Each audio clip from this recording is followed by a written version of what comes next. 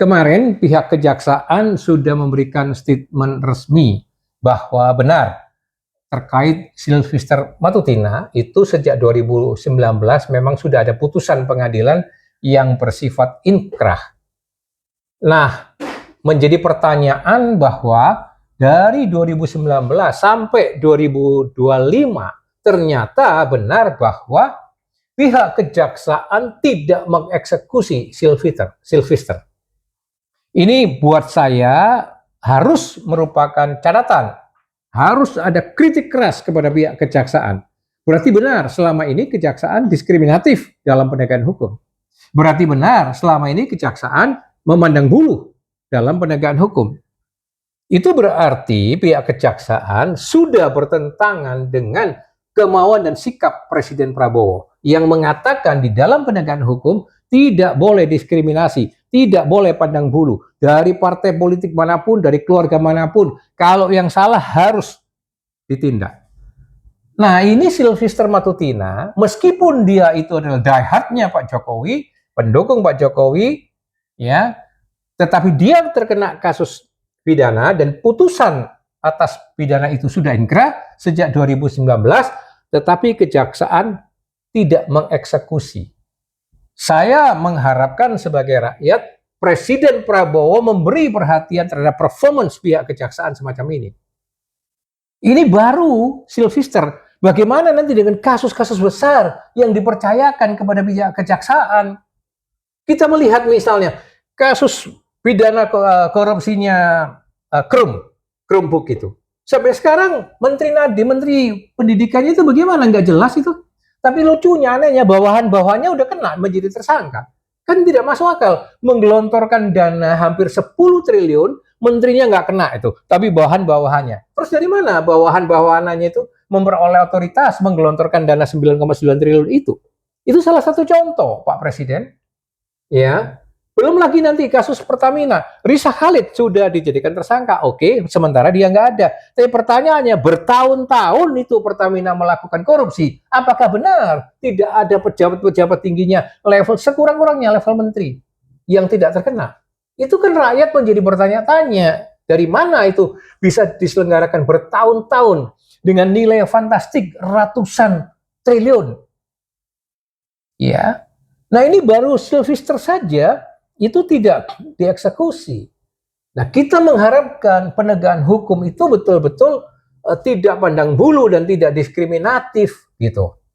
Saya kemarin mengatakan dengan cara semacam itu, kejaksaan sendiri yang mendowngrade Pak Jokowi.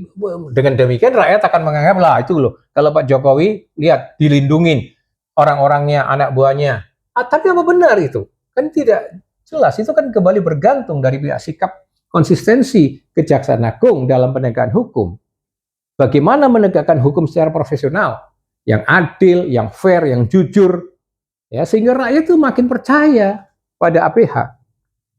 Gitu. Juga kemarin diberitakan bahwa rumah dari Jaksa Agung Muda Febri Ardiansyah itu katanya digeruduk polisi, tapi dijaga tentara. Pertanyaannya, itu yang memberitakan media besar loh, media mainstream. Itu benar nggak sih?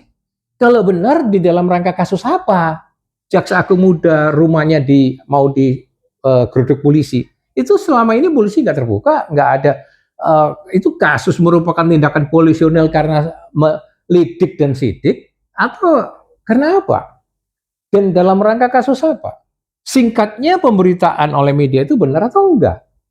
Bahwa itu digeruduk oleh polisi tapi nggak bisa dijangkau oleh karena dijaga tentara di situ.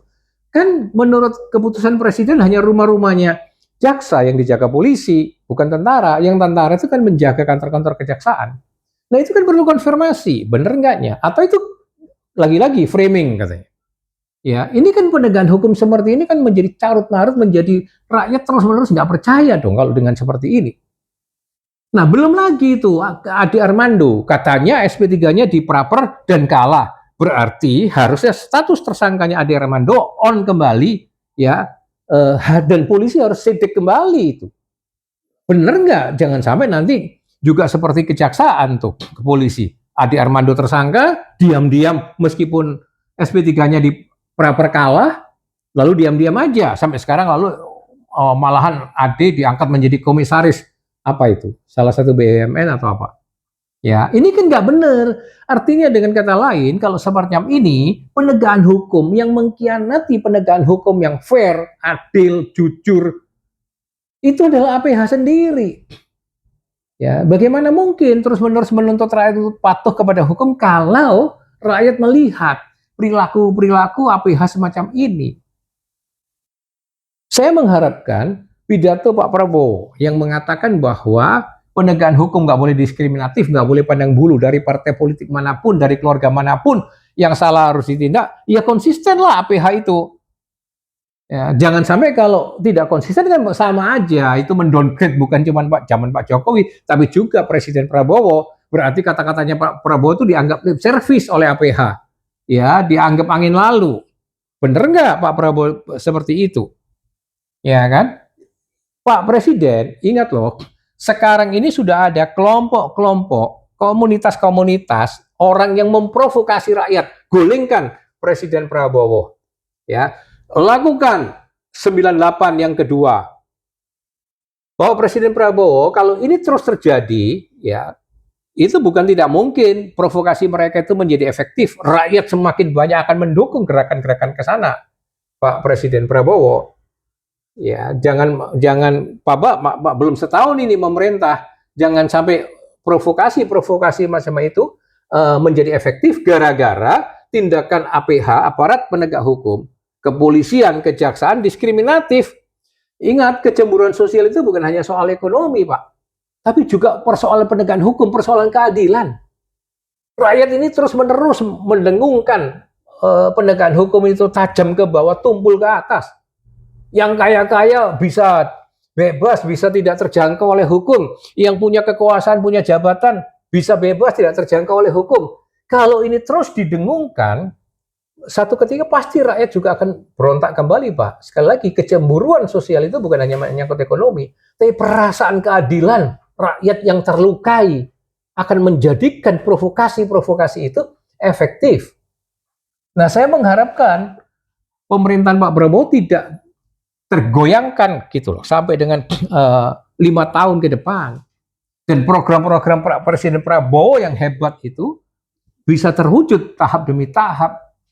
Cita-cita Bapak, doa Bapak, sumpah Bapak di hadapan MPR itu bisa terlaksana dengan konsisten dan konsekuen kalau menteri-menteri Bapak, lingkungan dalam Bapak, APH itu konsisten menjalankan apa yang Bapak canangkan. Kalau tidak, rakyat akan menganggap Bapak Presiden omong-omong. Dan itu berbahaya. Sekarang sudah didengungkan itu Pak Presiden.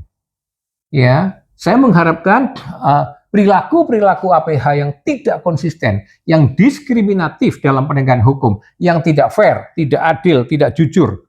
Ya, semacam contoh-contoh yang kecil-kecil itu, saya nggak bisa membayangkan kalau terhadap Sylvester aja bisa dikecualikan, tidak dieksekusi bertahun-tahun. Adi Armando SP3-nya katanya kalah dalam pra-peradilan, dibiarkan juga, nggak disidik kembali. Nah itu baru yang kecil-kecil, Pak. Bagaimana sekali lagi untuk tersangka-tersangka, pelaku-pelaku koruptor yang kelas kakap? Akan mudah menghilang mereka, atau dihilangkan, atau bahkan sengaja dipinggir-pinggirkan, tebang pilih istilah masyarakat. Nah, harapan kami sebagai rakyat yang bersimpatik, yang sangat mendukung Presiden Prabowo, Presiden take care, peduli pada perilaku-perilaku APH semacam ini. Sehingga provokasi-provokasi yang ingin menggulingkan Bapak, ya, yang ingin mensabot pemerintahan Bapak tidak terjadi. Itu komentar dan catatan kami, Pak. Salam Merah Putih.